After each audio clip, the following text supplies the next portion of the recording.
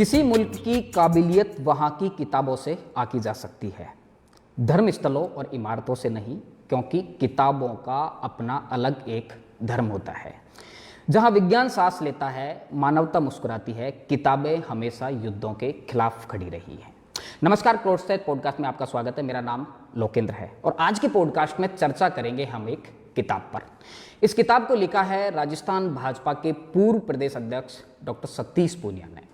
Doctor Satish Poonia की हिम्मत की एक बार तो मैं इसलिए दाद दूंगा कि राहत इंदौरी का एक बड़ा कमाल का शेर है कि जुबान तो खोल, नज़र तो मिला, जवाब तो दे, और मैं कितनी बार लौटा हूँ, हिसाब तो दे। जनता अक्सर राजनेताओं से हिसाब पूछती रहती है, लेकिन ऐसी राजस्थान की सियासत में कम से कम परंपरा नहीं रही है कि किसी नेता ने अपनी जनता को हिसाब दिया हो कि जब आपने मुझे जनप्रतिनिधि चुनकर भेजा था तो इस तरह के क्रियाकलापों में आपका नेता, आपका जनप्रतिनिधि इन्वॉल्व रहा। तो इस बात के लिए डॉक्टर सतीश पूनिया यकीनन बधाई के पात्र हैं। और जब से मैंने राजनीति में अपनी एक समझ बनाई है, तब से शायद मैं पहला कोई एक ऐसा उदाहरण देख रहा हूं कि राजस्थान के किसी राजनेता ने अपने किए गए कामों का हिसाब अपनी जनता को सौंपा है। तो बिना किसी भूमिका के स्वागत करिए आज के हमारे खास मेहमान डॉक्टर सतीश पूनिया का। डॉक्टर साहब, स्वागत है आपका। नमस्कार।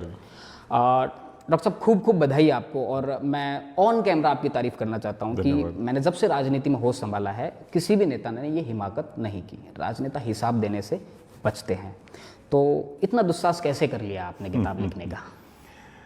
देखिए, राजनीति समझौते का भी नाम है। राजनीति में पुरुषार्थ का भी, भाग्य का भी, सबका वो है। और गाहे बगाहे कई अवसर ऐसे आते हैं कि जब आपको अपने मन की करनी होती है, और मन की करेंगे तो वो दुस्साहस ही होगा। मेरी इच्छा थी कि क्योंकि मेरा अपना एक अनुभव है, छोटा होगा, मैं बहुत इलेक्ट्रल पॉलिटिक्स में लंबे समय तक नहीं रहा, लेकिन संगठन का, समाज का एक मेरे को एक किस्म का अनुभव है जो मैं अपनी आगे वाली पीढ़ी को दे सकता हूँ। तो शुरुआत थी। इसके आगे इच्छा है कि एक अच्छी और पुस्तक लिखूं जो जब मैंने राजनीति की शुरुआत करी और आज मैं राजनीति को कहाँ पाता हूँ।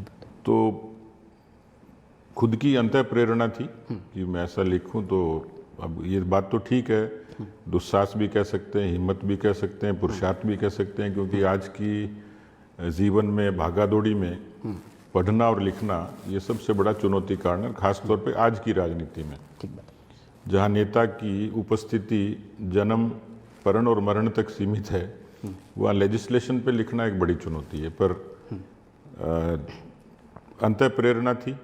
कुछ लोगों ने अच्छे से मोटिवेट भी किया कि लिखना चाहिए। आसानी ये थी कि एक किस्म का संकलन है, तो मुझे थोड़ी और भी आसानी हुई।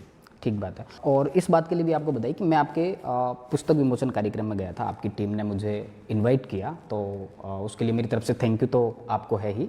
मैंने आपकी किताब को 2 बार पढ़ा। एक तो उसी दिन पढ़ा जिस दिन आपकी किताब का विमोचन हुआ था, और मतलब बतौर एक औसत पाठक मेरा ये मानना है कि अगर आप 1 सिटिंग में किसी किताब को कंप्लीट कर देते हैं तो इसका मतलब वो जो किताब की भाषा है वो सर्वजन सुलभ है। कुछ कठिन बातें हैं किताब में, आप जैसे जहाँ से संदर्भ देते हैं, आप नियमों का हवाला देते हैं, लेकिन लास्ट में जब एक शायरी निकल के आती है तो उसे माहौल को बड़ा रोचक बना देती है। तो भाषा का चयन, उसके बाद में मैं एक ऐसे लेखक से मिला 4 साल पहले जिन्होंने बताया कि मैंने अपनी किताब का कवर पेज फाइनल करने में 7 महीने लगा दिए।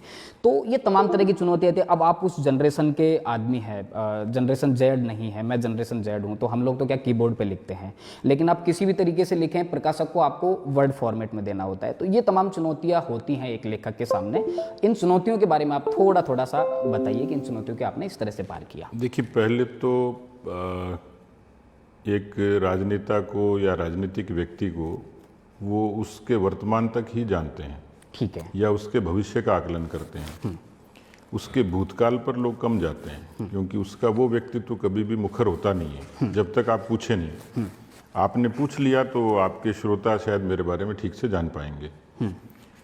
एक तो मैंने अपने अध्ययन के दौरान साहित्य को खूब पढ़ा, अच्छे साहित्यकारों को, और वो मैंने 10वीं 11वीं में ही पढ़ लिया था। 9वीं से लेके 11वीं तक कोर्स की किताबों के अलावा मेरे गांव में लाइब्रेरी थी, तो मेरा शौक था, तो शाम को मैं चला जाता था।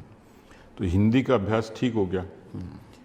दूसरा, उसी से ये समझ विकसित हुई, क्योंकि पढ़ते पढ़ते आदमी को खुद को एहसास हो जाता है कि जो मुझे यदि कलिष्ठ लगता है, मेरे लिए कठिन है, तो पढ़ने वाले के लिए भी कठिन होगा। जी। दूसरा, राजनीति की सीधी भाषा को लोग जल्दी समझते हैं, ठीक बात है। अलंकरण को कम समझते हैं।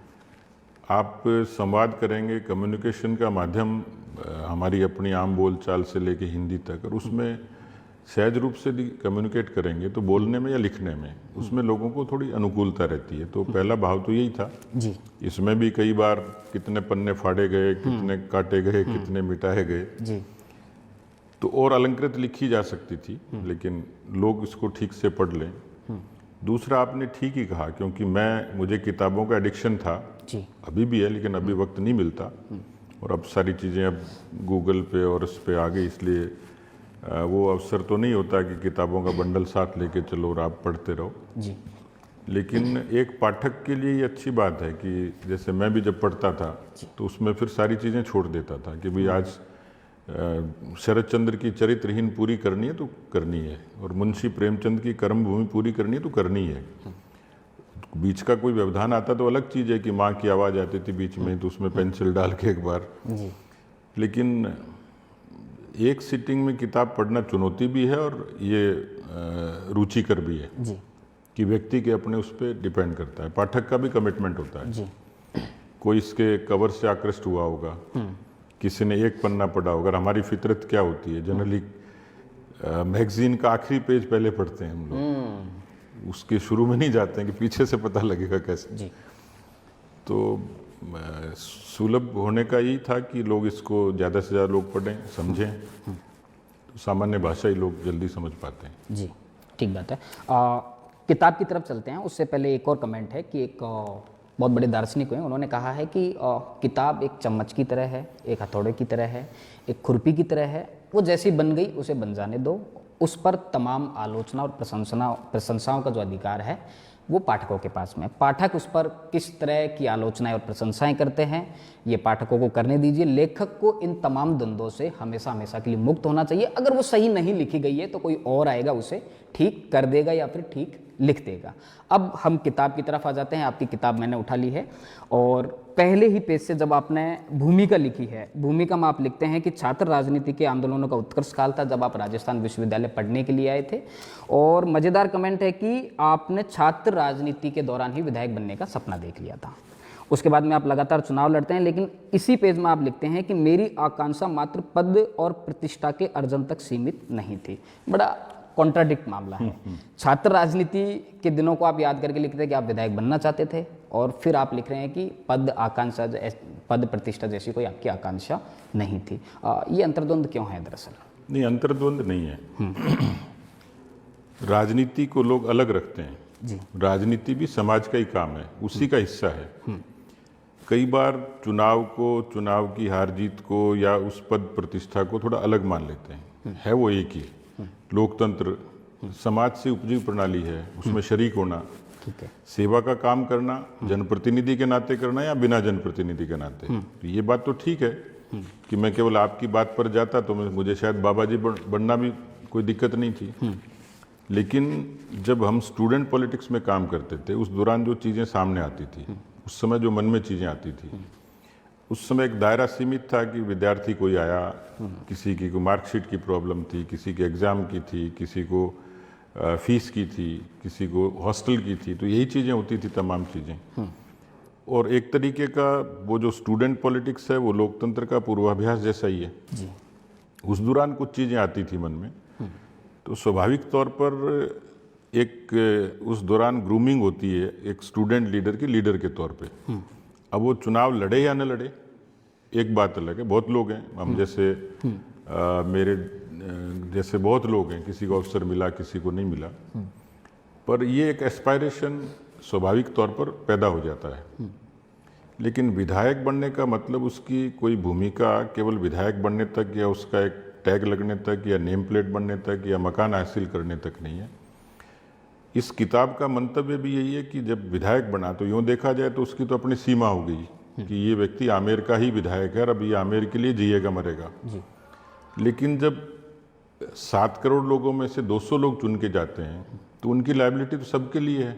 उसको सीमा में कैसे बांध सकते हैं? मान लीजिए मुझे कोई विधायक के नाते बेरोजगार मुझे अप्रोच करेगा, मुझे सुननी पड़ेगी। ठीक बात है। कानून व्यवस्था से लेके बाकी चीज़ों से लेके जो चीज़ें आएंगी, तो कुल मिलाकर ये कंट्राडिक्शन नहीं है कि मैं अपने काम को जनप्रतिनिधि के नाते मुझे विधायक बनना और विधायक बन के ये साबित करना कि केवल विधायक बनना उद्देश्य नहीं है, उस लाइन को थोड़ा बड़ा करना। ठीक बात है। तो विधायकों को भी देखते थे कि उनका कार्यकाल खत्म हो जाता है, उनका कोई पार्टिसिपेशन ही नहीं होता, न फ्लोर पे दिखते हैं न जनता में दिखते हैं, और वो गायब हो जाते हैं। कितने लोग, हजारों लोग होंगे ऐसे जो केवल एक बार बने और फिर कभी दिखे नहीं कहीं दृश्य में। तो उस पद की प्रतिष्ठा को सामाजिक सरोकारों से जोड़ना, और मैं केवल मेरा अपना ये कमिटमेंट, सेल्फ कमिटमेंट था कि विधायक बनूंगा लेकिन मैं अपने आप को साबित करूंगा। ये पुस्तक केवल मैं तो एक बार बनाऊं, एक बार में जो मैंने अनुभव किया, जो मैं कर सकता था, उसमें पार्टी के पद से लेके विधायक की भूमिका से लेके सारी चीजें थी। तो मैं अपने आप को शीशे के सामने, भले उस 5 साल के कालखंड में यदि अपने आप को देखूंगा तो मुझे संतुष्टि है। मुझे कोई सर्टिफिकेट दे या नहीं दे, लेकिन सतीश पूनिया को 5 साल के अल्पकाल में जो अनुभव मिला और उसने जो उस फ्लोर को उपयोग किया, उसका संतोष है। पेज नंबर 17, राजनीति मेरे लिए जितनी चुनौतीपूर्ण सिद्ध हुई, संभवतः किसी की भी परीक्षा इतनी कठोर न रही होगी। 2000 का चुनाव आप हार जाते हैं सादुलपुर से, उसके बाद में 2013 का चुनाव आप हार जाते हैं। तब आपको एक कविता याद आती है अटल बिहारी वाजपेयी की, हार नहीं मानूंगा, रार नहीं ठानूंगा। अंततः आप 2018 में विधायक बन जाते हैं और उसके तुरंत बाद में प्रदेश अध्यक्ष बन जाते हैं। अटल बिहारी वाजपेयी की कविता लगातार आदमी को हारने के बाद में क्यों याद आती है? देखिए, अटल जी कवि हृदय थे और अटल जी भावुक भी थे। उनकी कविताएं जो बहुत पढ़ेंगे आप लोग, मतलब बहुत अलग तरीके, उनकी जो 51 कविताओं का संग्रह है। बहुत कई अच्छी अच्छी कविताएं। मेरे प्रभु, इतनी ऊंचाई कभी मत देना, गैरों को गले न लगा सकूं, ऐसी रुखाई कभी मत देना। तो ऐसी बहुत सारी चीजें हैं। राजनीति में होना और इंसान होना और इंसान को भावुक होना, ये कोई दोष नहीं है। और इसलिए हार जो होती है उसका दर्द और तकलीफ तो स्वाभाविक ही है। 13 का जो उल्लेख किया आपने, मैं केवल 329 वोटों से हारा। कब हारा? कि जब बीजेपी की प्रचंड हवा चल रही थी, मोदी लहर, तो 163 सीट जी। अब वो ऐसा था कि रात को नींद खुल जाती और दिमाग में ये आती कि ये कर लेते हो तो ये हो जाता, ये कर लेते हो तो ये हो जाता। वो जो कंट्राडिक्शन की बात कही कि विधायक कोई एक अंतिम सीढ़ी नहीं, अंतिम मंजिल नहीं है, पर वो किसी व्यक्ति को एक्सपोजर देती है, किसी व्यक्ति को एक अवसर देती है कुछ करने के लिए। मैं 5 साल में बना एक बारी, लेकिन मैं उस दौरान जो कर पाया, मैंने 5 साल, मेरे सामने तो बहुत बड़े बड़े लोग थे जिनका लंबा अरसा था। ये थोड़ा भाग्य की बात थी कि जो मैं सोचता था कि मैं इस जगह होऊंगा तो मैं ये काम करूंगा, वो असंतोष या वो निराशा या वो जो भावना है, वो केवल हार मात्र की नहीं थी। आप जब इस सिस्टम में आते हैं तो आप बहुत लोगों की आशाएं होते हैं, बहुत लोगों की उम्मीदें होती हैं, वो लोग आपसे जुड़े होते हैं। उनका भी ये होता है कि ये व्यक्ति कहीं होगा तो हमारा ये करेगा, वो करेगा। आज मैं किसी भी निराशा के बीच में घर नहीं बैठ सकता, क्योंकि मेरा अपना निर्णय हो सकता है, लेकिन मेरे पीछे जो लोग खड़े हैं उनके बारे में भी सोचना पड़ता है। तो वो जो हार है उसने मेरे पार्टी के वर्कर को, शुभचिंतक को, समर्थक को आहत किया। तो वो ठीक है। उसमें मैंने कहा कि क्या हार में क्या जीत में, किंचित नहीं भयभीत में, कर्तव्य पथ पर जो भी मिला, यह भी सही वह भी सही। आपकी भावुकता को लेके मेरे पास में एक बहुत गजब की बात है। थोड़ा सा विषयांतर हो रहा है। मैं एक बार आरएसएस के किसी सीनियर कार्यकर्ता से, प्रचारक से मिला जो आपके सीनियर थे। आपके बारे में चर्चा चल रही थी, थोड़ा विषयांतर हो रहा है, लेकिन अब चूंकि आपने चर्चा छेड़ दी है तो आपके बारे में, तो उन्होंने बहुत कमाल का कमेंट किया कि सच बताओ ना तो सतीश में बस एक ही कमी है कि वो आदमी भावुक बहुत ज़्यादा है। चुनाव हारने के बाद में ट्विटर पर एक कमेंट कर दिया। मैंने फ़ोन किया कि ये तुम क्या कर रहे हो, तुम भावुकता छोड़ोगे कि नहीं छोड़ोगे? इतने भावुक आदमी राजनीति में, थोड़ा सा प्रैक्टिकल मामला नहीं है डॉक्टर साहब। हमने अटल जी का जिक्र किया, उनसे भावुक राजनेता तो कोई हुआ ही नहीं। लेकिन भावनाओं का अपना स्थान, अपना महत्व है और वो व्यक्ति व्यक्ति पे निर्भर करता है। कई निष्ठुर भी होते हैं राजनीति में, वो अटल जी ये भी कहते थे कि राजनीति के रेगिस्तान में मेरी कविता की धारा सूख गई। इस बात को वो स्वीकार तो जरूर करते थे कि उनको नुकसान तो हुआ है उनकी रचनात्मकता को, उनकी भावुकता को, तो ये अपने खतरे हैं राजनीति में। बिल्कुल बिल्कुल। खैर कोई बात नहीं, आगे थोड़ा सा बढ़ते हैं। आप लिखते हैं उसके बाद में विधायक बन जाते हैं, विधायक बनने के तुरंत बाद आप बन जाते हैं प्रदेश अध्यक्ष। एक बात को आपने बड़ी चतुराई के साथ में छिपा लिया है, जैसी चर्चाएं मीडिया में चलती हैं कि जब आपको प्रदेश अध्यक्ष बनाया गया, भारतीय जनता पार्टी में अंदरूनी गुटबाजी थी और उस पर आपने एक भी लाइन नहीं लिखी। ये आपने जानबूझकर छुपाया है या फिर ऐसी कोई बात नहीं थी, या फिर मीडिया में जो चलता है, जनता के बीच में जो चलता है, क्या है ये पूरी तमाम बातें? हमने जब, आपको ध्यान हो तो, शुरू जब करी थी उसमें ये शुरुआत हमारी ऐसे हुई कि राजनीति पुरुषार्थ, भाग्य, संघर्ष, समझौते, दुस्साहस, ये सारी बातें मैंने ही कही और आपने कहलवाई है जी। इसलिए आज कोई ये कहे, सुनार की दुकान के बाहर लिखा होता है कि यहाँ 24 कैरेट सोना मिलता है, आप अंदर जाते हो तो वो ये कहता है जी 21 कैरेट है, बाकी मिलावट है। मैं कोई देवदूत और महामानव तो हूँ नहीं कि ये क्लेम करूँ कि 100% शुद्धता राजनीति में, दल में, मेरे में या मेरे दल में। तो राजनीति की संस्कृति के बीच में जो थोड़ा बहुत मिश्रण है, जो गुटबाजी से लेके, व्यक्तियों के अहम से लेके, ईर्ष्या से लेके, प्रतिस्पर्धा से लेके, कोई दावा नहीं कर सकता। अब इतने 52 से लेकर आज तक कितने राजनेताओं के ये आगे टाइटल लिखा गया, अजात शत्रु। गिने चुने तो लोग हैं ना कि राजेंद्र प्रसाद अजात शत्रु थे, भैरव सिंह जी अजात शत्रु थे, बाकी कौन है? तो इसलिए मैं यहाँ आपके कैमरे पे और मैं इसको गोलमोल करूँ, उसका कोई कारण नहीं है जी। स्वाभाविक तौर पर एक मर्यादा होती है जी। कि मैं आपके कैमरे के सामने कितना कहूँ मेरे बारे में, मेरे दल के बारे में, मेरे संगठन के बारे में। जी। तो जो थी, कुछ लिखा गया, कुछ अतिरंजित होता है, कुछ अतिशयोक्ति होती है, कुछ सत्यता होती है, और फिर अभिव्यक्ति के अपने खतरे होते हैं। स्वाभाविक ही है। ठीक बात है। और वो जिम्मेवार व्यक्ति पर ज़्यादा लागू होते हैं। जो ट्रैफिक का रूल फॉलो करता है, कोई लाइन, रेड लाइन पे भी क्रॉस करके चले जाते हैं, जल्दी पहुंच जाते होंगे, ठीक या आगे पुलिस वाला पकड़ लेता होगा, और कोई लाल लाइन पे खड़ा हुआ व्यक्ति हरी बत्ती होने का इंतजार भी करता होगा। तो ये हो सकता है कि जो नियम पालन कर रहा है उसको थोड़ी तकलीफ होती होगी, जो नहीं कर रहा उसको नहीं होती होगी। ठीक बात है। जनवरी 2019, 15 जनवरी 2019 आप पहली बार विधानसभा में पहुंचते हैं और ये बड़ा मज़ेदार आपने लिखा है। बीडी कल्ला तिरंगे वाला साफा लगा कर आते हैं, वो डॉक्टर सतीश पूनिया को खूब ज़्यादा आकर्षित करता है। तमाम लोग आपका अभिनंदन करते हैं। अशोक गहलोत सदन के नेता के तौर पर आते हैं। एक शुरुआत में मतलब आपने एक ज़ोरदार मुद्दा दे दिया है, मतलब हालांकि आपने उसे मुद्दे के तौर पर नहीं लिखा है। कुछ विधायक राजस्थानी भाषा में शपथ लेना चाहते थे। जोगेश्वर गर्ग, गजेंद्र सिंह सक्तावत, राम प्रताप कसानिया, लेकिन जो अध्यक्ष हैं सभापति, वो उन्हें राजस्थानी भाषा में शपथ नहीं लेने देते हैं कि संविधान के हिसाब से ये बात ठीक नहीं है। जोगेश्वर गर्ग तो अनुवादित पर्ची भी दे देते हैं। उसके बाद में आगे आप लिखते हैं कि हर बार ये सदन में ये मुद्दा उठता है। मैं आपसे ये जानना चाह रहा हूँ कि राजस्थानी हमारी भावनाओं की भाषा है, 9 करोड़ कंठों की भाषा है, और हर बार ऐसा सदन में होता है। आप विधायक थे, बहुत जिम्मेदार पद पे रहे, भारतीय जनता पार्टी के प्रदेश अध्यक्ष रहे, अब आपकी पार्टी की सरकार है और हर बार ये मुद्दा उठता है। आपके क्या एफर्ट रहे इस पूरे मुद्दे पे और क्या एफर्ट आप लगा सकते हैं? क्या आपको नहीं लगता कि अब राजस्थानी भाषा के साथ में न्याय होना चाहिए? तमाम राजनीतिक दल दावा करते हैं, आश्वासन देते हैं, लेकिन हर बार होता वही है कि लोगों को आंदोलन करना पड़ता है। अगली बार वापस से विधानसभा बनेगी, 4-5 सदस्य फिर ऐसे आएंगे जो राजस्थानी भाषा में शपथ लेना चाहेंगे, उन्हें रोक दिया जाएगा।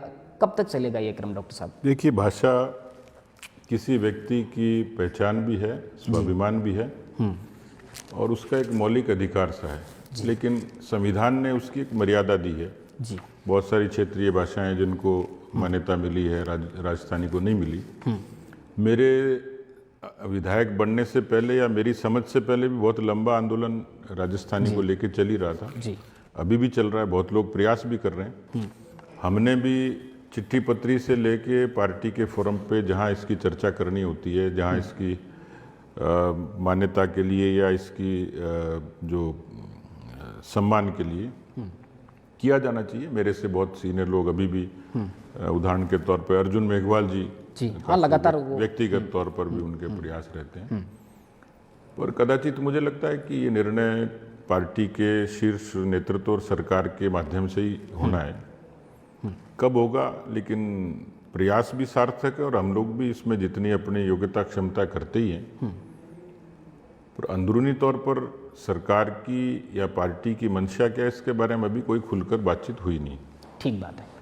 और इसलिए मुझे लगता है कि ये समय जैसे कोर्ट की तारीख पड़ती है, तारीखों के हिसाब से आगे चलती रहती है। नहीं, ये आपने ये मजेदार लिखा है, राजेंद्र राठौड़ शपथ लेने के लिए उठते हैं और शांति धारीवाल उनको टोकते हैं कि आप 7वीं बार शपथ ले रहे हैं, 5 लाइन याद नहीं कर सकते। हाँ, वो 7वीं बार थे, पर 8वीं बार शपथ नहीं ले पाए डॉक्टर साहब। हो सकता है कि धारीवाल जी ने बात कही, राठौड़ साहब ने याद भी कर ली हो, पर 8वीं बार शपथ नहीं ली। हाँ, वो अच्छा, उनका पंच अच्छा था कि 7 बार बने और वो उनको वो आप वापस कागज देख के पढ़ना पड़े, तो एक अच्छा जॉक, मतलब पंच बढ़िया था वो। पर 8वीं बार नहीं बैठ पाए मामला, और आपका भी नहीं बैठ ये सब भाग्य की बातें हैं। ठीक बात है। वैसे राठौड़ साहब ने कहा भी था आपके एक पुस्तक विमोचन कार्यक्रम में कि मुझको और सतीश जी को सांप सीढ़ी के गेम में तब डसा गया जब हम 87 के स्कोर पे थे। मज़ेदार बात ये नहीं है सर, मज़ेदार बात ये है कि 100 में से जब 87 घटाते हैं ना तो 13 बचते हैं। 13 बड़ी चर्चित जगह है राजस्थान की सियासत की, आप समझ रहे होंगे। लेकिन मुझे नहीं लगता कि राजेंद्र जी ने वो कोई इंटेंशन से कहा होगा। ये जरूर है कि एक एफर्ट था और वो आगे सीढ़ी चढ़ रहे थे। संकेतों की भाषा में बात तो की जाती है राजनीति में जी, संकेतों की भाषा में बात कही जाती है राजनीति में। मुझे इस बारे इशारों में समझाया जाता है। हमने तो खाली भाषण का आनंद लिया था नहीं, लेकिन सर 87 ये जो है ना, थोड़ा वो संयोग की बात है। मतलब सांप तो 99 पे भी डसता है। मैं पूछूंगा उनसे, क्योंकि उसके बारे में हमारी 87 भाषण के बारे में विवेचना नहीं हुई। 87 घटाने पे 13 आ रहे हैं जी। एक और पेज नंबर 30 पे आपने एक बात लिखी है कि कांग्रेस की सरकार आ चुकी थी, बहुमत कोई खास ठीक ठाक तरीके से नहीं मिला। आपने लिखा है कि कांग्रेस का एक दिलचस्प ट्रेंड है कि किसी के भी नेतृत्व में पार्टी चुनाव लड़े, संघर्ष कोई भी करे, मुख्यमंत्री एक ही व्यक्ति को बनना पड़ता है। सीधा सीधा मामला है। अशोक गहलोत की तरफ आप इशारा कर रहे हैं और अशोक गहलोत तीसरी बार भी मुख्यमंत्री बने। एक और बात लिखी है आपने कि सचिन पायलट जिन्होंने पार्टी को पुनर्जीवित करने के लिए संघर्ष किया, तो पहला तो आप इशारा ये कर रहे हैं कि चौथी बार भी मुख्यमंत्री अशोक गहलोत बनेंगे। क्या माना जाना चाहिए कि अशोक गहलोत जी के लिए ये शुभ संकेत है कि इसकी भविष्यवाणी आपने किताब में पहले ही कर दी है कि आपकी किताब के हिसाब से तो यही माना जाना चाहिए? नहीं, कोई उसका कारण नहीं है ना भविष्यवाणी का। एक सामान्य सी बात थी कि अशोक जी को अवसर मिलते रहे उनकी डोमिनेंस के कारण, दिल्ली के कनेक्शंस के कारण। और इसमें भी अंधा आदमी बता सकता है कि उस दौर में जो कांग्रेस जैसे संगठन में और सचिन पायलट की जो भूमिका थी, दिखती थी, जिसकी चर्चा होती थी, वो किसी से नहीं छुपी हुई है। उन्होंने यथेष्ट प्रयास किया अपनी पार्टी को सत्ता में लाने के लिए। तो बनता कौन वो तो एक अलग बात है, लेकिन सरकार बनाने के लिए सचिन पायलट का एफर्ट तो दिखता ही था सबको। अशोक जी का कद इतना बड़ा था, दिल्ली के कनेक्शन इतने मजबूत थे कि अशोक जी भी उतने इक्वली रेस में थे। एक और बात लिखी है आपने, सचिन पायलट की खुली बगावत पे आपने लिखा है इसी पेज पर। और पायलट कैंप तो इस बात को नकारता है कि उन्होंने कोई बगावत नहीं की। वो तो कहते हैं कि हम जिस हकीम को अपनी नब्ज दिखाने गए थे वहाँ दिखाए, बगावत जैसा कुछ नहीं है। आपने इस बात को स्वीकार कर लिया कि सचिन पायलट ने खुली बगावत की है? नहीं, बगावत अब उसको क्या शब्द देंगे, क्या मतलब भाषा इस्तेमाल करेंगे? अशोक गहलोत तो आरोप लगाते हैं ना सर कि बीजेपी के लोगों के कहने पे सचिन पायलट ने बगावत की है। कई बार उनके ऑफिशियल स्टेटमेंट नहीं, वो आरोप लगाते हैं जी। पर उनको वो जो आप जो बात कह रहे हैं कि उनको अपने उप मुख्यमंत्री को, अपने पीसीसी के चीफ को बर्खास्त करना पड़े, राजद्रोह का मुकदमा लगाना पड़े, तो ये हमारी प्रॉब्लम थोड़ी थी। कांग्रेस के यदि 20 लोग नाराज होकर अलग खेमे में बैठे हैं तो बीजेपी पे तो इल्जाम है उन्होंने अपना घर नहीं संभाला। राहुल गांधी को संभालना चाहिए था, इंटरवीन करना चाहिए था, समझाना चाहिए था। कितने दिन सरकार बाड़े में बंद रही? 52 दिन।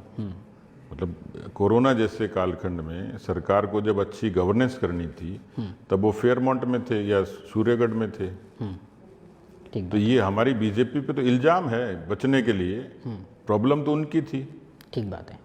भाई वो सचिन पायलट को बनाते, एक अशोक गहलोत को समझाते, हमारी समस्या थोड़ी थी। ठीक बात है। अब एक गंभीर सवाल है डॉक्टर साहब आपसे। विधानसभा में आपका पहला भाषण, बड़ा कमाल का स्पीच दिया आपने, शेरों शायरियों की खूब भरमार है, और आपने किसान के दर्द को उठाया, आपने बेरोजगारों के दर्द को उठाया, और लेकिन जो पूरा जो स्पीच है आपका विधानसभा में पहला स्पीच है वो किसानों के ऊपर केंद्रित है। आप कर्ज माफ़ी का मुद्दा उठाते हैं, आप राहुल गांधी को भी घेरते हैं कि उन्होंने जालोर की सभा में ये कहा था 10 तक गिनती गिनेंगे। किसानों ने किस तरह से आंदोलन किए कांग्रेस के खिलाफ, ये भी पूरी किताब में इस बात का जिक्र है। भारतीय जनता पार्टी की सरकार के खिलाफ, केंद्र सरकार के खिलाफ किसानों ने 380 दिन तक धरना दिया। ये वही कालखंड था जब राजस्थान में कांग्रेस की सरकार थी, दिल्ली में बीजेपी की सरकार थी। उस पूरे आंदोलन पर पूरी किताब में आपने ना तो कुछ कहा है ना कुछ लिखा है, और आप उस पूरे आंदोलन पर क्या सोचते हैं? क्योंकि आपने लिखा है कि किसान का बेटा होने के नाते मेरी जो वो भावनाएं थी विधानसभा में, वो उद्गार, वो किसान के बेटे होने के नाते उद्गार मेरे निकल रहे थे। उस आंदोलन पर आप क्या सोचते हैं? देखिए, प्रश्न केवल एक आंदोलन का नहीं है, और ये भी सच्चाई है कि मैं तो किसान के घर में पैदा ही हुआ हूँ जी, और इसलिए मैंने बेशक हल नहीं चलाया, लेकिन मेरे दादा ने, पिताजी ने, ताऊ जी ने, सबने किया है, उनको नज़दीक से देखा है। खेती के बारे में आज़ादी से लेकर आज तक एक आम धारणा है, जो बारानी खेती करते हैं, जहाँ सिंचाई के साधन नहीं है, जहाँ और बल्कि जहाँ सिंचाई है उनके किसानों की समस्याएं अलग किस्म की हैं, लेकिन एक सामान्य तौर पर बो दिया, काट दिया और बेच दिया, 3 चीज़ें होती हैं। उसके बाद बेचने के लिए वो जो भी आड़तिया है या दुकानदार है, जो भी अनाज मंडी है, कुल मिलाकर हमारे यहाँ जो कहा जाता है कि खेती अब फायदे का सौदा नहीं है। कोई ज़माने में थी कि प्रकृति भी ठीक थी, परिवार भी संयुक्त था, मजदूरी भी बराबर हो जाती थी, और मकान बनाने से लेके, भैंस खरीदने से लेके, ब्याह शादी तक उसी खेती से ही पेट पलता था, और उसी में से पढ़ते थे, और उसी में नौकरियां लगती थी जी। खेती के अंदर जो रिफॉर्म होने चाहिए थे, उतने रिफॉर्म एक बहुत लंबे अरसे तक नहीं हुए। तो किसान को विरासत में, या किसी भी सरकार को जो विरासत में मिला, तो वो समस्याएं तो पहले से ही थी। अब उदाहरण के तौर पर वाजपेयी जी का जिक्र हुआ, फसलों की बीमा योजना और किसान क्रेडिट कार्ड, उस आदमी को हिंदुस्तान का किसान कैसे भूल सकता है? उसको कौन नज़रअंदाज कर सकता है जी। कि बकरी का, मोटर का, दुकान का, मकान का बीमा, किसान की फसलों का बीमा नहीं था। अब वो ठीक है, कुछ उसमें क्लेम की बात आती है, भुगतान की बात आती है। इसी तरीके से क्रेडिट कार्ड, आज यदि आप किसानों की एक लाइन में किसी एक बड़ी उपलब्धि का जिक्र करेंगे आज़ादी से लेकर आज तक, तो क्रेडिट कार्ड ने राजस्थान और हिंदुस्तान के किसानों को बड़ी ताकत दी है। जी। तो मैंने वो जो चीज़ें कही, और जो मैंने अपने विवेक से, क्योंकि इसलिए कांग्रेस को टारगेट किया गया कि कांग्रेस को एक लंबा समय मिला शासन का। जी। कांग्रेस कम से कम 50 वर्षों तक शासन में रही है। जी। समस्या वो आती है कि वो शासन में रहने के बाद आज भी उन्हीं चीज़ों की मांग करते हैं जो उनको निर्णय करना चाहिए था। आज क्रेडिट कार्ड उनके खाते में नहीं जाएगा, आज फसलों की बीमा उनके खाते में नहीं जाएगी, आज पीएम किसान उनके खाते में नहीं जाएगा। जी। ये रिफॉर्म वाजपेयी जी और नरेंद्र मोदी जी की सरकार में हुए। जी। रही बात किसान आंदोलन की, क्योंकि उस दौरान एक अलग अलग तरीके के विरोधाभास थे। जी। और बड़ी विचित्र सी बात है कि वो जो फार्म लॉज थे उसके बारे में प्रधानमंत्री ने बड़ी उदारता से देश के हित में उनको विड्रॉ किया, लेकिन आज आप एक लेमैन बन के किसी भी देश के हिस्से में चले जाइए, उस कानून की कई अच्छी खूबियां लोग खुद कहेंगे कि यार वो था तो ठीक, हो गया गलत। जी। देखिए, आंदोलन की जो पृष्ठभूमि, आंदोलन की जो समय, आंदोलन का जो सारा जो एक रूपरेखा है, वो एक अलग किस्म की थी। उसमें मैं अब बहुत लंबी टिप्पणी की आवश्यकता नहीं, मैं बस आपका एक सिंगल कमेंट चाह रहा था। लेकिन उसमें मैं उसमें टिप्पणी, क्योंकि वो आंदोलन भी खत्म हो गया, वो मकसद भी खत्म हो गया, और आप देख लीजिए, इससे बड़ी मैं तो समझता हूँ कि उस समय का जो कालखंड था कि प्रधानमंत्री जी को खुद को आगे आकर उसको विड्रॉ करना प्रकाश पड़ा। पर्व पे तो मुझे लगता है कि वो चीज़ें वहीं खत्म हो गई। ठीक। अब डॉक्टर साहब क्या है ना कि चूंकि आपकी पार्टी की सरकार है तो अब आपसे सवाल करना लाजमी है। 2-3 और आपने मुद्दे उठाए हैं। गहलोत सरकार में पंचायती राज के चुनाव टाइम पे नहीं हुए, उस पर आप पूरी किताब में लिखते हैं। आप जेके लोन अस्पताल में जो ट्रेजेडी हुई उस पर आप किताब में लिखते हैं, और आप लिखते हैं नशे पर आपने खूब लिखा है कि जो ड्रग कॉरिडोर बन गया था। तीनों मुद्दों पर आपकी सरकार से ये सवाल होना चाहिए कि भजनलाल शर्मा जी की सरकार में पंचायत राज के चुनाव टाइम पे नहीं हुए हैं, परिसीमन अभी हो रहा है, कैसे हो रहा है इसके बारे में कोई अपडेट नहीं है। सरपंचों को एक्सटेंशन दे दिया, उन्हें प्रशासक बना दिया गया है। एसएमएस के आईसीयू यूनिट में आग लगती है, बड़ा संवेदनहीन मामला था, सिस्टम की बहुत बड़ी लापरवाही थी। और जो आपने नशे का मामला उठाया सर, 2 अधिकारी बहुत अच्छा काम कर रहे थे नशे के खिलाफ, आईपीएस वीके सिंह जो जोधपुर रेंज के आईजी थे, और कांबले शरण गोपीनाथ, इन्होंने नशा तस्करों की कमर तोड़ के रख दी। आपकी पार्टी की सरकार ने दोनों अधिकारियों का टाइम से पहले ट्रांसफर कर दिया। आप तीनों सवालों के जवाब एक एक लाइन में क्या सोचते हैं? देखिए, पंचायती राज का तो मेरे ख्याल से अभी मैं किसी मंत्री का बयान सुन रहा था कि मार्च तक वो इसको करवा देंगे। समय पे नहीं है। दूसरा एक नहीं, समय का कारण होता है कि उन्होंने विरासत में जो चीज़ें छोड़ी थी, एक तो पुनर्सीमांकन हर सरकार में जी इतना उसका राजनीतिकरण होता है, उसका मतलब पार्टियों से उसको बांध दिया जाता है जिसकी आवश्यकता नहीं होती है। सीमाएं भी वही, लोग भी वही, लेकिन उसको राजनीतिक चश्मे से इतना लंबी एक्सरसाइज करनी पड़ती है उसके लिए। और एक सामान्य सी बात है कि हर दल का व्यक्ति आते ही क्लेम करता है कि ये ठीक नहीं हुआ था। दूसरा, आपको ध्यान होगा कि हमारे यहाँ चुनाव सारे एक साथ होते थे जी। नगर पालिका का एक साथ होता था, पंचायती राज का एक साथ होता था। उनके चुनाव के उसमें 1-1 साल का अंतराल है जी। यानी उस कैलेंडर को पिछली सरकार ने गड़बड़ाया तो विरासत में इनको गड़बड़ी मिली, पुनर्सीमांकन भी गलत मिला। अब आपको एक छोटा सा उदाहरण देता हूँ। नसीराबाद के किसी एक वार्ड की जी। एक वार्ड की स्ट्रेंथ तो है 600 और एक की है 1800। उस समय बड़ा चर्चित हुआ था जी। यानी इतनी डिस्पैरिटी थी। तो वो जो उस पुनर्सीमांकन में गड़बड़ियां थी, सरकार को ठीक करनी थी। ठीक करने में समय भी लगता है, आपत्तियों से लेके बाकी चीज़ों तक। तो वो जो समय है ठीक। वो सरकार को उसको दुरुस्त करने में ही लगा है। और सरकार कभी इनकार नहीं किया कि चुनाव नहीं कराएंगे, लेकिन जब तक डिलिमिटेशन प्रॉपर लोगों की मंशा के अनुरूप नहीं होगा। अब आप देखिए, हुआ है, स्मूथली हुआ है, बहुत कम लिमिटेड आपत्तियां आई हैं, लेकिन हाँ ये जरूर है कि थोड़ी विलम्ब जरूर हुआ है जी। देर आए दुरुस्त आए, ठीक है। आईसीयू यूनिट में आग लग जाती है, आप सर अशोक गहलोत सरकार को घेरते हैं कि जेके लोन अस्पताल में ये ट्रेजेडी हुई। सरकार कोई भी हो सर, ट्रेजेडी तो हो रही है, हालत तो वही है कम से कम। देखिए, 2 बातें हैं। ये इस किताब को जिस समय किताब जिस संदर्भ में है वो पूरे तरीके से विपक्ष की भूमिका के बारे में है जी। दूसरी बात, कुछ चीज़ों से मैं इत्तेफाक इसलिए रखूंगा, जैसे आपने अस्पताल का जिक्र किया। मैं समझता हूं कि सवाई मानसिंह हॉस्पिटल से लेके, जेके लोन से लेके, या कोटा के किसी अस्पताल से लेके, या बीकानेर के हमारे पीबीएम से लेके, एक तो वहाँ पर किसी भी सरकार के दौर में देखेंगे तो मरीजों का दबाव बहुत ज़्यादा है।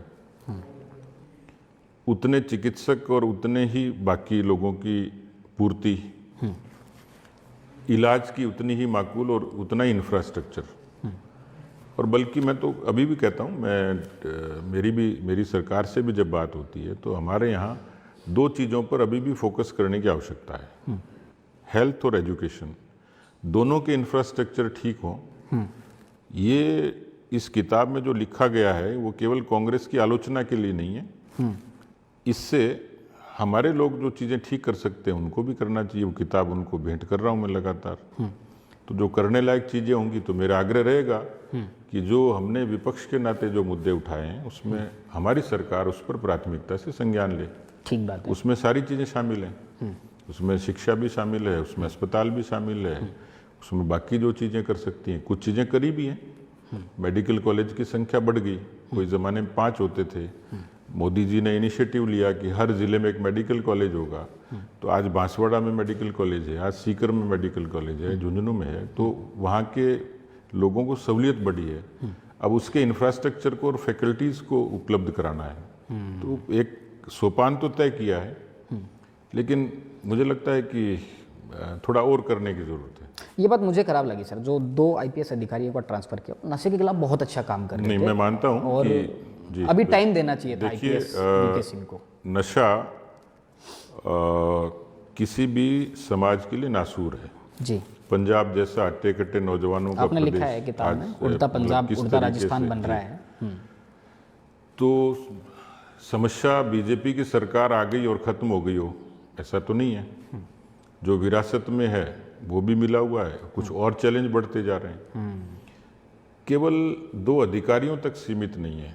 और मैं भले ही आपके माध्यम से कि सरकार के सामने ये चुनौती है, और सरकार नहीं, समाज के सामने भी है, और समाज नहीं, परिवार के सामने भी है। ये प्रसंग आ गया, इसलिए मैं आपके माध्यम से ही कहना चाहता हूँ जी, कि पहले परिवार को परिवार के बच्चे के बारे में पता था कि वो कहाँ जा रहा है। आज बच्चे को भी इतनी लिबर्टी है और पेरेंट्स को पूछताछ की फुर्सत नहीं है, या वो डरते हैं। ऐसे बहुत प्रसंग होते हैं कि हमें आते हैं कि बच्चा गायब है, मिल नहीं रहा है, कहाँ चला गया, कैसे हो गया। पता लगता है कि वो कहीं ड्रग के उसमें अरेस्ट हो गया। तो ये अभी जो इसके ड्रग्स के बारे में सबसे बड़ी जो बात है वो इन हाउस पेरेंटिंग की ज़रूरत है, जी, कि अपना बच्चा, उनका बच्चा रास्ते पर है या नहीं है। उसके घर से बाहर निकलेगा तब सरकार और पुलिस की भूमिका। एक कॉरिडोर डेवलप हो गया, उस नेक्सस को तोड़ना बड़ा चैलेंज है। हम लोग कई बार ऐसी फिल्में देखते हैं। मुद्दा तो यह ना कि कोई अधिकारी अगर तोड़ने की कोशिश कर रहा था, उसे और टाइम दिया जाना चाहिए था। अब क्यों किया, क्या करा, मैं आपके इस पे प्रोसेसिंग है, खैर। नहीं कर सकता कि मुझे उसका संज्ञान जानकारी नहीं है कि किस वजह से उनका ट्रांसफर। किताब से एक बात मालूम चली कि आप हॉलीवुड की फिल्में देखते हैं। आपने एक फिल्म डायरेक्टर का जिक्र किया है, टारंटिनो, गैंगवार की समस्या को उठाने के लिए। जी, फिल्मों के खूब शौकीन हैं आप। हाँ, फिल्में अब तो कम देखता हूँ, पहले जब स्टूडेंट लाइफ में और खूब देखता था। कौन सी लेटेस्ट फिल्म देखी आपने अभी? अभी इन दिनों तो बहुत अरसा हो गया, अभी तो नहीं देख पाया। तो आप तो सर जिस तरह के आदमी हैं, जिस तरह की बातें करते हैं, शेरो शायरी करते हैं, सैयारा तो आपको देखनी चाहिए एक बार कम से कम। सैयारा देखनी चाहिए। सैयारा, हाँ, मैं देखूंगा उसको। सैयारा देखना, बड़ी रोमांटिक मूवी है सर। ये पैरोडी मुझे काफ़ी अच्छी लगी। राजस्थान में खनन माफिया ने जिस तरीके से आतंक मचाया है, ऐसा लगता है कि एक पैरेलल सरकार चल रही है। यहाँ फिर आपने भरत सिंह कुंदनपुर की जो एक कविता है पैरोडी, उसको रेखांकित किया है। भाया रे भाया खूब खाया, एक गांव तो पूरा खाया, जो भी खाया उसे पचाया, मंदिर बनाया, ब्याह रचाया, अधर्म कर धर्म का स्वांग सजाया, भाड़े की भीड़ कर खूब नाम कमाया, जो भी नेता आया वह भाया की माया को कभी समझ ना पाया, भाया रे भाया गजब तेरी माया। सर प्रमोद जैन भैया उपचुनाव जीत गए हैं बीजेपी के खिलाफ अंता विधानसभा क्षेत्र से, और आपने, खैर ये भरत सिंह कुंदनपुर का आरोप था, क्या कहेंगे आप इस पर कि भ्रष्टाचार भारी रहा या फिर बीजेपी की कोई कमी रही, पार्टी की एक्सरसाइज में कहीं कोई कमी रही? देखिए, पहले जनता ने मैं तो स्वीकार कर लिया। पहले तो मैं श्रद्धा से भरत सिंह जी को याद करूंगा। अब वो इस दुनिया में नहीं है जी, और भरत सिंह जी की हिम्मत की भी दाद दूंगा। उनकी चिट्ठियां उस जमाने में बड़ी प्रचलित थी, अशोक गहलोत जी को मुख्यमंत्री के नाते लिखते थे। रही बात भैया की, तो इस चुनाव में भी ये इसकी चर्चा बड़ी हुई। लेकिन हमारा जो लोकतंत्र है वो बड़ा रंग बिरंगा है। यहाँ अंगूठा छाप भी चुनाव जीत जाता है और पीएचडी वाला रह जाता है। एक बार फूलन देवी चुनाव जीत गई थी, वाजपेयी जी चुनाव हार गए थे। मुझे याद आया आप पीएचडी होल्डर भी हैं। जी। तो इसलिए चुनाव की गणित और चुनाव का समीकरण और चुनाव की परिस्थिति ये बिल्कुल व्यक्तियों की पर्सनैलिटी के इतर होते हैं। लोकतंत्र में कहा जाता है कि सिर गिने जाते हैं। वहां तो जिसको वोट ज्यादा मिलेंगे वही जीतेगा, भाया कितने खा ले, लेकिन ठप्पा लगाने वाले तो उसके उसमें पक्ष में ज्यादा है, किसी भी वजह से होंगे। इसलिए मैंने, आपने ध्यान नहीं दिया होगा कि लोकतंत्र संस्कृति भी है और लोकतंत्र में पर्दे के पीछे विकृति भी है, और विकृतियों से चुनाव भी जीते जाते हैं। इसे मैं अकेला व्यक्ति नहीं हूं जो ये कह रहा हूं, दुनिया कहती है। ठीक है, पेज नंबर 66 बजट पे डॉक्टर सतीश पुनिया बोल रहे हैं। एक पैरोडी मुझे बड़ी कमाल की लगी। यह ईन मीन 3 बजट है, दिशाहीन, मुद्दाहीन, कर्महीन, दृष्टिहीन, मतिहीन, गतिहीन, अर्थहीन, कर्महीन, सत्यविहीन, संख्याहीन है, परिणाम संगीन है, इससे राजस्थान की जनता गमगीन है। आपने लिखी है। तो कमाल की कविता लिखते हैं सर। इसके पीछे वाली भी मैंने लिखी है। पीछे वाली कौन सी? लास्ट जो कवर पेज, लास्ट पेज पे। हाँ जी। अच्छा, उत्कृष्ट हमारा यह लोकतंत्र, जन जन से उपजा है यह तंत्र, संवाद बहस है इसका मंत्र, अगणित इच्छाओं की आस, इस पर जन जन का विश्वास, लेते हम इस पर सत्य शपथ, डगर कठिन पर अग्निपथ, करते जब कोशिश नेक सतत, बन जाता तब यह सतपथ, नहीं अग्निपथ यह है जनपथ। बेहतरीन कविताएं लिखते हैं सर। खूब ज़्यादा चर्चाएं अभी आपसे करनी थी, लेकिन मैं आपकी भावनाओं को फिलहाल समझ पा रहा हूँ कि आपको कहीं जाना है। मैं करेक्शन कर दूं अगर आपकी इजाज़त हो तो। जी जी। एक पेज नंबर रहेगा ये 93, जवाब मांगने का अधिकार। अच्छा, मैं एक तारीफ जरूर करना चाहूँगा आपकी, जो आपने ये जो स्केच बनवाए हैं सर, ये बड़े क्रिएटिव हैं। इसके बारे में थोड़ा बताइए। देखिए, मैं जब ये पुस्तक का जो शुरू में आपने कहा ना सहज भाषा है, तो पहली बात तो ये कि अब ये जो सब्जेक्ट है पॉलिटिक्स से रिलेटेड है। आम आदमी को इसमें कितनी रुचि और कितना रस होगा मुझे नहीं पता। इसको कोई स्कॉलर पढ़ेगा, पॉलिटिक्स का आदमी पढ़ेगा, कोई अपोजिशन का व्यक्ति पढ़ेगा, लेकिन मैं चाहता था इसमें कि जो मेरी अपनी थी टाइटल अच्छा हो, तो ये टाइटल मैंने फ्रेम किया। बहुत ज़्यादा डिस्कशन नहीं हुआ, ऐसे ही यात्रा करते करते ध्यान आया, क्योंकि इसका सोचा ये था कि मेरी विधायक डायरी, मैंने कहा तो कोई इसको अट्रैक्ट ही नहीं होगा कोई। दूसरा, कवर पेज अच्छा होना चाहिए। तीसरा, इसको रोचक कैसे बनाएं। तो फिर विचार ये आया कि मेरी ड्राइंग भी अच्छी है, मेरा अपना इंटरेस्ट था। मैं क्रिएटिव आदमी तो स्कूल के दिनों में मैं मेरी जैसे मेरा सब्जेक्ट बायो रहा, तो पोस्टर्स बनाने होते थे, ग्राफ, बाकी चीज़ें बनानी होती, डायग्राम बनाने होते थे, तो हम करते थे।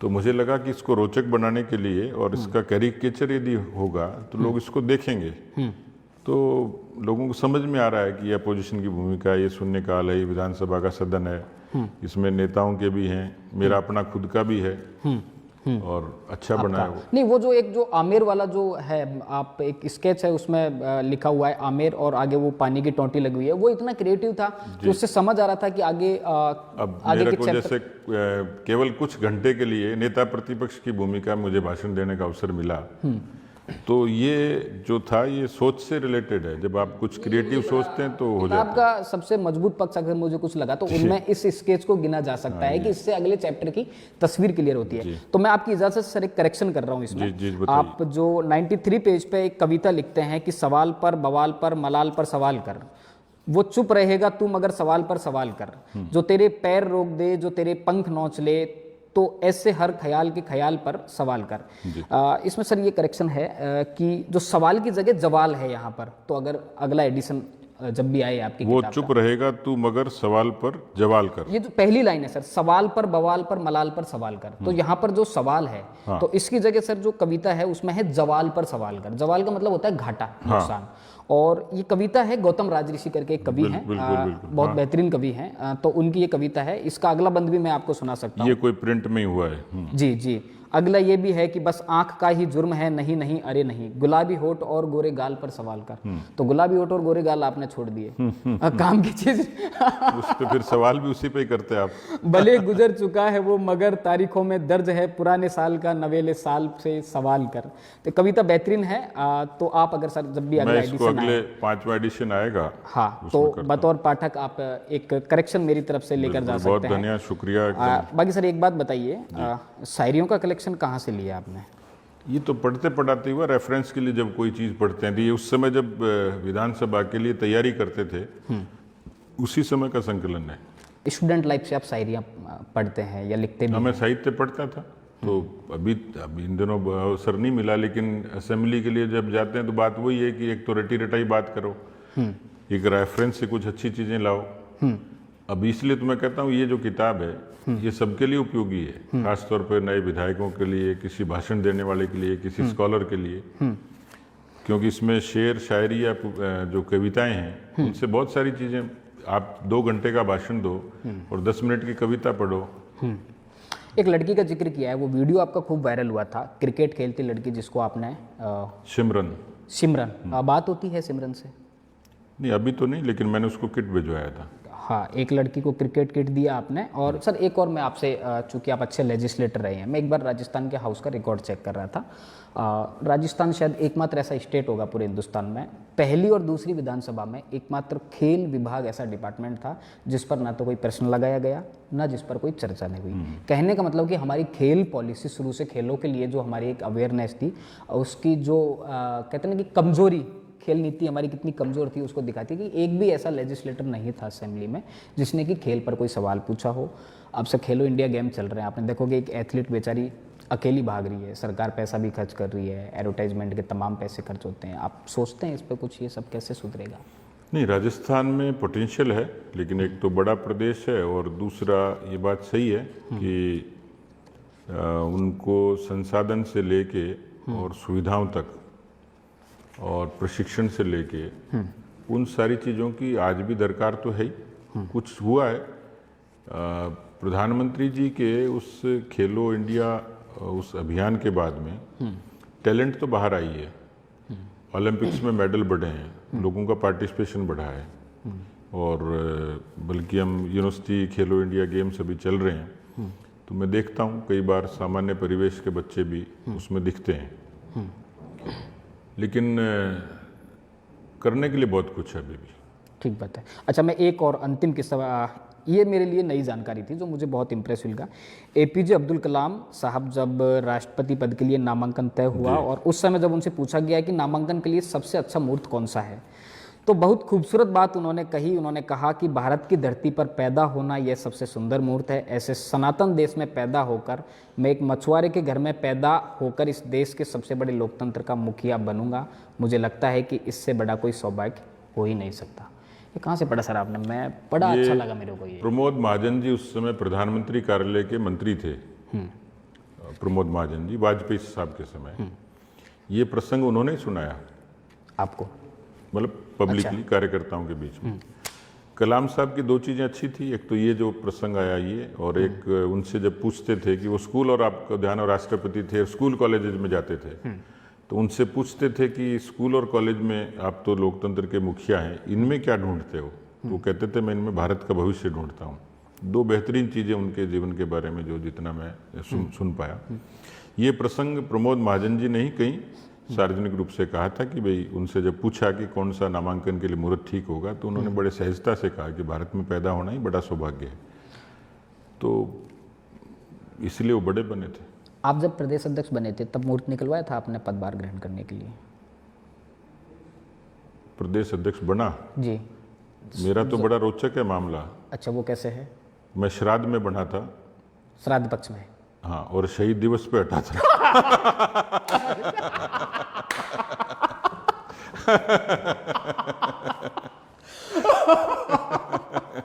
कमाल का भी मेरे चर्चाएं चल रही है सर आपको लेके कि डॉक्टर सतीश पूनिया को अब कोई अच्छी जिम्मेदारी मिलने वाली है, या तो आपको राज्यसभा भेजा जाएगा या फिर राष्ट्रीय कार्यकारिणी में कोई बड़ी जिम्मेदारी दी जाएगी। तो ऐसे कुछ चर्चा है, बात हुई है आपकी कहीं? मैं तो क्योंकि अब आपने डरा दिया है शहीद दिवस वाली बात मैं मैं सार्वजनिक रूप से फिर कह रहा हूँ कि मुझे अब किसी पद की, किसी प्रतिष्ठा की, मैं इस समय जो जीवन के उस मोड़ पे हूँ जब पूरे सुकून में हूँ। बहुत कुछ देखा मैंने, इसलिए न मेरी कोई डिमांड है, न कोई अभिलाषा है, न उत्कंठा है, न महत्वाकांक्षा है। बल्कि मैं तो खुद ही कई बार अपने आप ही हंसता हूँ कि मैं अब इंटरव्यू देने वाला, साक्षात्कार में जाने वाला वो व्यक्ति हूँ। ये एक व्यक्ति, हम आपके ज़माने में भी चलता, हमारे ज़माने में एक जोक चलता था कि बच्चे इंटरव्यू देने के जाते तो हुआ नहीं था, तो बोले कैसे नहीं हुआ? तो बोले मैं गया था, मेरे को पूछा कि भाई आपको नौकरी क्यों दें? तो बोले मेरे को चाहिए ही नहीं। तो फिर आए क्यों? बोले ये कहने के लिए आया हूँ कि मेरे भरोसे मत रहना और ढूंढ लेना।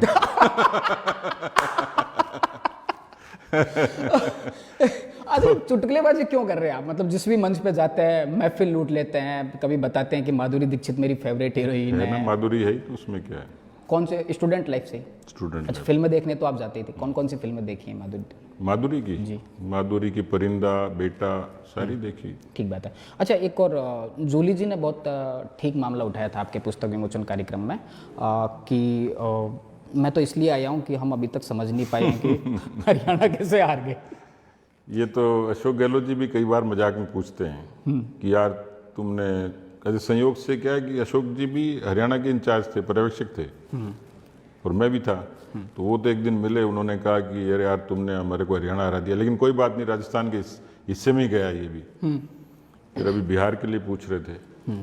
तो जूली जी का, अशोक जी का जो सवाल है वो उसमें कोई दो राय नहीं कि उनकी उत्सुकता तो मतलब जायज़ है, लेकिन मेरा जवाब ये है कि कांग्रेस पार्टी में अब वो स्किल नहीं है कि वो चुनाव जीत सके।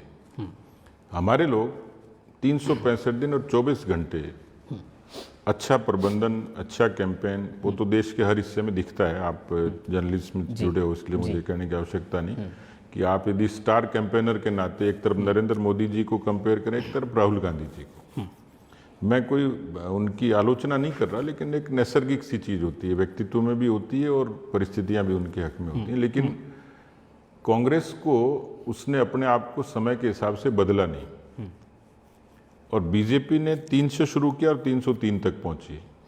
यानी उसने अपने आप को बहुत सारी चीज़ों पे कंप्रोमाइज़ किया, दूसरे दलों के विचारों को समाहित किया, उनको जोड़ा, और आज वो मासेज की पार्टी बन गई। कोई समय था काडर की पार्टी थी, आज वो मासेज की पार्टी है, काडर बेस्ड मासेज की पार्टी है। ठीक बात है। कांग्रेस ने और कांग्रेस के नेताओं ने उस चीज़ को बदला नहीं, और इसलिए परिणाम उनके हक में नहीं आता। मतलब मैं यदि ये कहूँ, ब्लंटली कहूँ कि उनको चुनाव लड़ना नहीं आता, वो उनका सारा जो उनकी डिमेरिट है कि वो दोषारोपण में, एलिगेशंस में, आरोपों में ज़्यादा रहते हैं कि वोट चोरी हो रही है, ईवीएम गड़बड़ है, चुनाव आयोग गड़बड़ है। देश का मतदाता पूरा परिपक्व है जी, उसको पता है। इसलिए ऐसे आरोप जिस पर देश की जनता पूरे से अपडेट है, वो रिएक्ट करती है, उनको प्रूव करती है। और इस पर मैंने कहा, एसआईआर का जब जिक्र चला तो मैंने कहा बिहार की जनता जवाब देगी, और दिया उसने। तो इसलिए मुझे लगता है कि वो जो उन्होंने पूछा था, उनको चुनाव लड़ना नहीं आता, उनकी हार का कारण यही है। बल्कि वो जब ये आया था जूली जी का, तो उस पे नीचे कमेंट था कि इसलिए आ रहे हो कि अभी भी ये पूछ रहे हो कि हम क्यों आ रहे हैं। मतलब ये तो तैयारी कर लेनी चाहिए थी कि आगे जीतें कैसे। अब मैं आपको एक अंतिम पत्ते की बात बता रहा हूँ, बिल्कुल पत्ते की बात है, और वो इसलिए कि उसका जो साक्षी वो मैं खुद हूँ, मतलब सुनी सुनाई बात नहीं है। भारतीय जनता पार्टी के एक बहुत सीनियर नेता हैं, आपसे कोई 10-15 साल बड़े हैं और बहुत बड़े बड़े पदों पे रहे हैं। तो कोई एक जिला अध्यक्ष उनके पास मिलने के लिए आए थे, तो उन्होंने बताया संगठन में ये कुछ काम थे उनके साथ, ऐसे ऐसे बात है। तो मतलब बहुत बड़े सीनियर नेता ने आपके बारे में कमेंट किया, और मैं वहाँ का प्रत्यक्षदर्शी हूँ। Satish much better CP and CP better than Madan Rathore.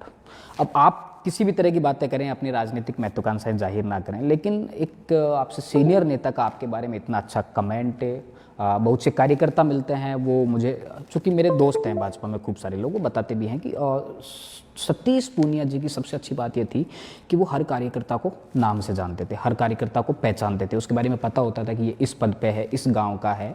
तो अब एक कार्यकर्ता ने तो मुझे बहुत बहुत अच्छे तरीके से कहा कि लोकेंद्र जी, मदन जी को कई गुलदस्ते दे दिए, लेकिन अगली बार गुलदस्ता लेके जाते तो पूछते हैं क्या नाम है, कौन सा गाँव है। तो लोग तारीफ तो कर रहे हैं आपकी पीठ पीछे। नहीं, मुझे लंबे टाइम तक अवसर मिला, विद्यार्थी परिषद, युवा मोर्चा, फिर पार्टी, तो स्वाभाविक रूप से लोगों तक मेरी पहुंच लंबे अरसे तक है, इसलिए उनकी पहचान, मेरे तक एक्सेस होना सामान्य सी बात है। ठीक बात है। अगली किताब कौन सी लिख रहे हैं? वो मैंने बताया, राजनीतिक जो मेरे अनुभव थे, जब मैंने एक युवा कार्यकर्ता के नाते शुरुआत करी, और आज मैं जहाँ हूँ, इस दौरान जो अनुभव आए, जैसे अब नया कार्यकर्ता आता है तो मतलब मैं उसको कंपेयर करता हूँ कि मैंने अधिकांश ट्रैवल युवा मोर्चे के महामंत्री और अध्यक्ष के नाते रोडवेज की बस में। ठीक बात है। अभी जो युवा मोर्चे का मंडल का अध्यक्ष आता है वो फॉर्च्यूनर में आता है। हम कभी हवाई जहाज में बैठे ही नहीं थे, मेरे से पहले वो बोर्डिंग पास लिए मुझे एयरपोर्ट पे मिलता है। तो बदलाव आया ना। मेरे को एक सवाल और याद आ गया। आमिर, जब आप चुनाव लड़ने के लिए गए थे तो कोई एक ऐसा कार्यकर्ता था क्या आपको जिसको आप शादी का वादा करके आए थे? ऐसे तो कई केसेज हैं, अच्छा, ऐसे कई मिल शादी गए। करवाई नहीं आपने? एक की तो हो गई थी, बाकी कुछ एक लाइन। था ना कि आप हरियाणा गए थे तो उन्होंने कहा कि मैं तो हरियाणा आया हूँ कि साहब अब उधर नायाब जी से बात कर लो। हाँ, उसने मुझे फोन किया कि भाई कहाँ हो, तो मैंने कहा हरियाणा हूँ, तो बोले यहाँ देख लो। वो तो लिंगानुपात पहले ही कम है। ये भी काम ठीक है वैसे, कार्यकर्ताओं की शादी अब करवाना। कुंवारे आदमी की भी पीड़ा है, कोई समझे तो। तो ये डॉक्टर सतीश पूनिया के साथ में आज हमने खूब सारी बातचीत की और कमाल का सेंस ऑफ ह्यूमर है डॉक्टर सतीश पूनिया का। चुटकुलों के साथ में अपनी बात को कहते हैं और कोई बात कहने में झिझकते नहीं है। किताब के बारे में और जो बेसिक जानकारी है कि वेरा प्रकाशन से इस किताब को प्रकाशित किया गया है। आप अमेजोन से भी खरीद सकते हैं। 299 रुपये इस किताब का मूल्य है। डॉक्टर साहब, आपने खूब ज़्यादा समय दिया। आप जल्दी एक और अच्छी किताब लिखें और फिर से इसी तरह आपके साथ में गपशप करें, बशर्ते कि आपके पास में 3-4 घंटे का टाइम हो, क्योंकि आपसे बात करने के लिए वक्त थोड़ा ज़्यादा चाहिए। तो इसी तरह के और बेहतरीन पॉडकास्ट देखने के लिए आप क्रॉस चैट के साथ लगातार बने रहिए। धन्यवाद।